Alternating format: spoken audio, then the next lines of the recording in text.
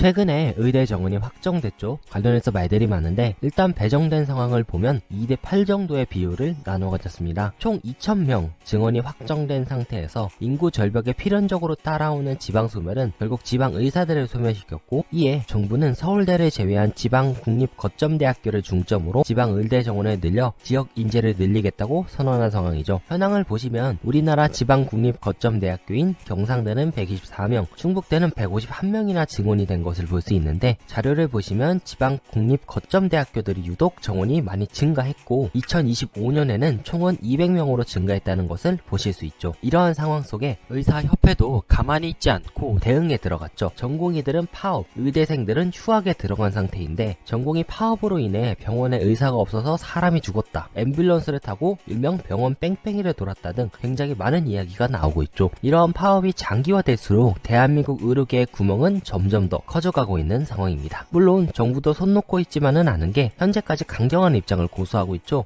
사직해? 면허정지? 바로 군대 와야겠는데?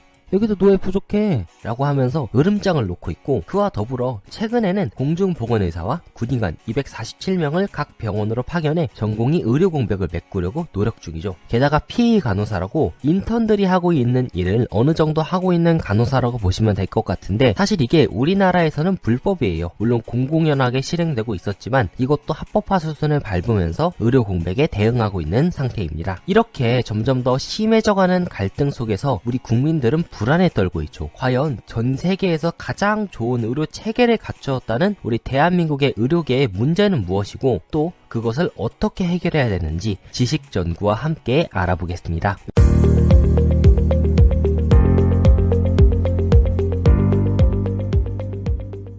의대 중원의 가장 큰 명분은 의사가 부족하다는 겁니다. 물론 절대적인 의사 수가 부족한 것도 맞으나 정확히는 기피과 의사가 부족한 게 현실입니다. 일단 대한민국 의사가 OECD 국가들과 비교했을 때 적은 것도 사실이죠. OECD 평균 3.7명에 한참 미치지 못하는 2.6명에 머물러 있죠. 그렇다고 의사 수가 꾸준히 증가되어 온 것도 아닌 게, 의사를 배출하는 의대 정원이 18년째 동결되어 있는 상태죠. 그에 반해 노령 인구는 2006년과 비교했을 때 100% 이상 증가했지만 자료에서 보시다시피 의사 수 증가는 그에 한참 미치지 못하는 수준이죠. 그러면 우리는 대체 왜 기피과 의사가 부족한지 생각해 볼 수 있을 것 같은데요. 자세한 이야기에 앞서 일단 의사들이 어떠한 과정에 거쳐서 우리가 흔히 드라마에서 보는 교수가 되는지 살펴보자면, 인턴, 전공의, 신임의순인데, 사실 이러한 과정들은 대부분 상급 종합병원에서 이뤄집니다. 상급 종합병원은 설립 시 반드시 개설해야 되는 과가 존재하는데요. 의료법 제3조 4항을 보시면 상급 종합병원은 20개 이상의 진료 과목과 각 과의 전문의가 필요하고 전공의 수련 조항이 포함되죠. 게다가 내과,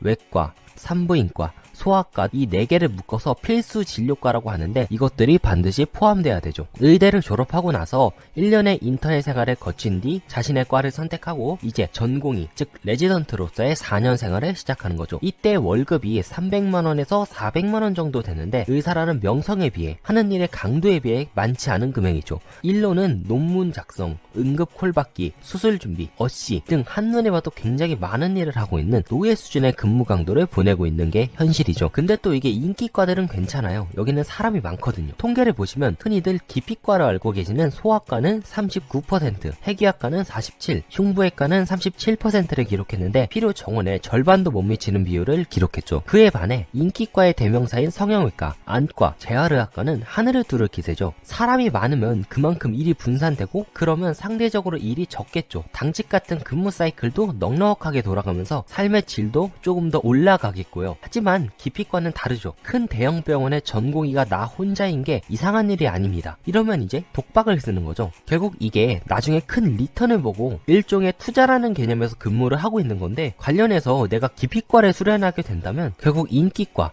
수입이 많은 과에 근무하는 사람과 격차가 벌어지고, 그렇다면 누가 기피과에서 근무하고 싶을까요? 이렇게 기피과 현상의 심화는 결국 필수 의료를 악화시키고 장기적으로 대한민국 의료에 악영향을 미친다는 이야기죠. 아니 그럼 당장 의사 수도 부족해, 그렇다고 증원이 많이 되는 것도 아니야. 그렇다면 대체 왜 증원에 반대할까요?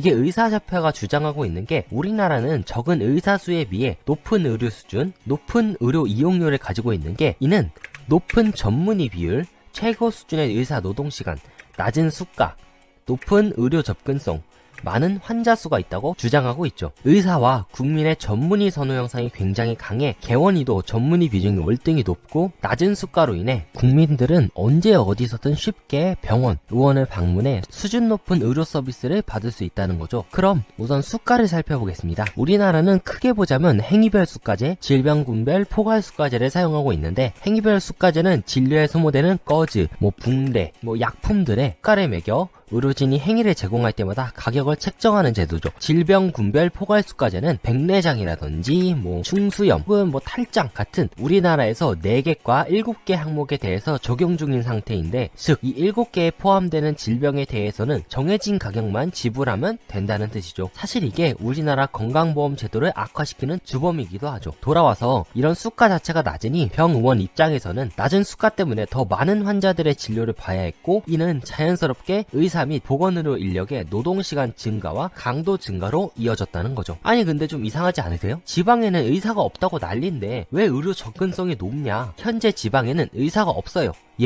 지방 소멸 지겹게 들어보신 이야기일 텐데 이것도 수도권 쏠림과 좀 관련이 있죠. 현재 우리나라는 인구 51% 정도가 수도권에 살아요. 지방에 사람과 인프라가 없고 자연스럽게 의사들도 사람들이 있는 수도권으로 쏠리게 되는 거죠. 이로 인해 도시 지역의 병의원이 미어 터지면서 의료 접근성이 높아지게 된 거죠. 당장 상급 종합병원 45개 중 19개가 수도권에 몰려있는 게 현실이죠. 시도별 1000명당 의사 숫자를 보시면 서울은 말할 것도 없고 지방은 그나마 광역시가 조금 나아요. 하지만 광역시가 아닌 전북, 세종은 전국 평균을 한참 밑돌고 있죠. 아니 그렇다고 지방에 있지 않겠다는 사람을 머리끄댕이 붙잡고 가지 말라고 할 수도 없는 노릇이고 참 곤란한 상황이죠. 자, 제가 며칠 전에 다큐멘터리를 하나 봤어요. 지금 우리나라 전라남도 지역의 중증 응급 환자를 의미있게 받을 수 있는 대학병원이 유일하게 전남대학교 병원 하나라고 합니다. 중증 응급 환자는 정말 많은 인력이 필요한 게 종합병원급에는 수술을 하지 못해요. 당장 환자를 살릴 만한 기계 설비와 유능한 인력들이 있는 광역시로 몰릴 수밖에 없는데, 심지어 해남에서 광주까지 120km를 앰뷸런스를 타고 이동한다고 합니다. 통계를 보시면 2018년부터 2022년까지 전남 지역 권역 응급의료센터 전원율이 0.7%랍니다. 전국 평균인 5.4%보다 높죠. 당연히 전국 1위고, 즉 10명 중 1명은 해당 지역의 지역 응급의료센터에서 도저히 처치가 되지 않아 전남대학교 병원으로 온다는 소리죠. 이러한 상태에서 2016년부터 2020년까지 권역별 폐업률을 보시면 전라권이 또 1위예요. 평균보다 3% 높은 8.8%죠. 결국 이러한 현상은 각 지역에서 해결할 수도 있는 환자들이 전남대병원으로 몰려오면서 의료 과부하가 걸리고, 그 와중에 의료 수가가 낮으니 병원은 사람을 많이 받아도 적자고 지방에 사는 사람들은 불안해하고, 이렇게 악순환이 반복되는 상황이죠. 결론적으로 당장 의사 수를 늘리는 것도 필요하지만 고질적인 의료계의 문제점인 절대적인 의사수 부족, 낮은 수가, 열악한 지방 의료 인프라를 해결해야만 합니다. 그래서 나온 게 필수 의료 패키지죠.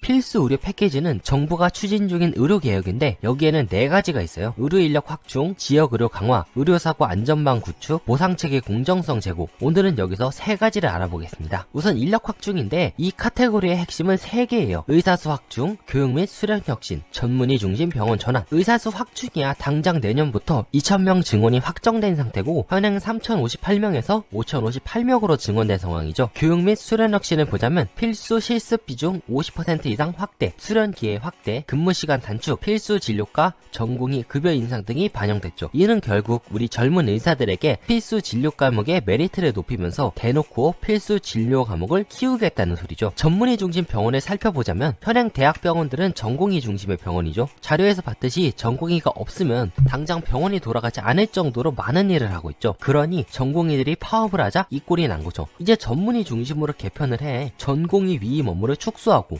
업무 범위를 개선하면서 전공의들에게 가해지는 지나친 부담을 완화하겠다는 소리죠. 국립대 교수 정원 확대도 같은 맥락이고요. 두 번째는 지역의료 강화죠. 그냥 심플하게 지방의료 인프라를 늘리겠다는 겁니다. 상급병원, 중소병원, 의원의 역할을 정립하겠다. 안정적인 지역 인력을 확보하겠다. 병원 기능을 정립하겠다라는 것이 있는데, 여러분 새벽에 대학병원 응급실 가보시면 술 마시고 수액 맞고 누워있는 환자들 많이 보실 겁니다. 사실 이런 환자들은 꼭 대학병원에서 처치하지 않아도 되는 수준의 환자들이죠. 이러한 사람들이 응급실을 차지하고 건강보험 재정을 갉아먹고 있는 게 현실이고, 이렇게 기존에 모호했던 역할을 명확하게 정립할 거란 이야기죠. 상급 종합병원은 중증 진료에 집중하고, 의원은 예방, 통합 건강관리 중심의 1차 의료 기능으로 명확히 나누겠다는 소리입니다. 안정적인 지역 인력 확보는 지방에 의사가 머물 만한 메리트를 만들겠다는 이야기죠. 지금도 유지 중인 지역 인재 전형부터 일정 기간 동안 지역에 의무적으로 근무할 의사를 육성하는 지역 필수 의사제, 이런 의사들이 떠나지 않게끔 많은 좋은 여건들로 의사들을 지방에 묶어두겠다는 이야기죠. 게다가 열악한 의료 기반을 가진 지역에게 상대적으로 많은 수가를 적용하는 지역 수가 개발, 상급 종합병원의 수도권 분원 설치 관리 강화 등도 방안 중 하나로 제시되고 있죠. 한마디로 너희 환자도 이렇게 많은데 수도권에 분원을 내겠다고? 야, 지방으로 가. 좋은 말로 할 때 가자. 허가 안 내줘. 지방으로 가. 라는 거죠. 병원 기능 정립은 2차 병원, 그러니까 상급 종합병원이 아닌 종합병원급은 중증 진료 대신 필수 의료에 특화된 2차 병원으로 키우겠다. 이렇게 하면 성과 중심의 사후 보장을 약속하겠다는 이야기죠.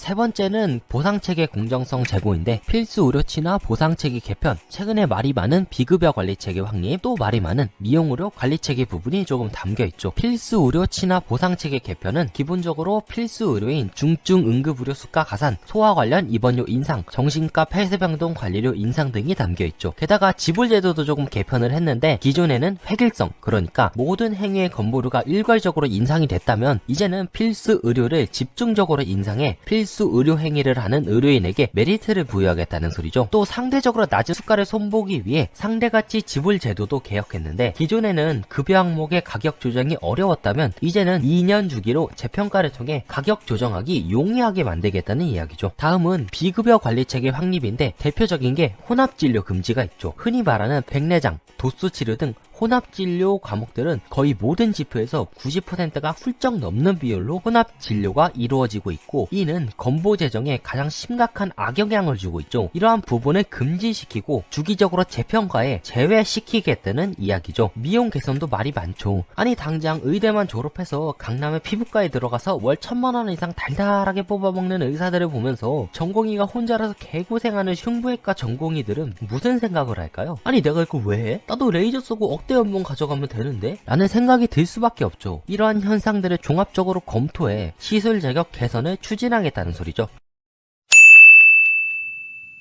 종합해보면 필수 의료는 키우고 건보 재정 악화는 줄이고 지방으로 의사들은 보내고, 이 세 가지가 핵심이죠. 물론 이러한 정책들은 사회적, 정치적, 제도적인 문제와 엮여있어서 당장 시행되기 어려운 부분도 많죠. 하지만 저출산 고령화가 심해지면서 의료 수요는 증가하는 반면 의료인, 의료기관은 상대적으로 부족한 실정이죠. 특히 지방 관련 인프라는 더 심각해질 일만 남았죠. 게다가 전공의 파업이 장기화될 조짐이 보임에 따라 대한민국 의료가 위협받고 있는 상황입니다. 이러한 문제들을 정부와 의료계가 잘 협의해서 하루빨리 우리 병원이 다시 안정화되길 바라면서, 지금도 우리 국민의 생명을 지켜주시는 관련자분들에게 감사하다는 인사 드리면서 오늘의 영상 마치겠습니다. 감사합니다.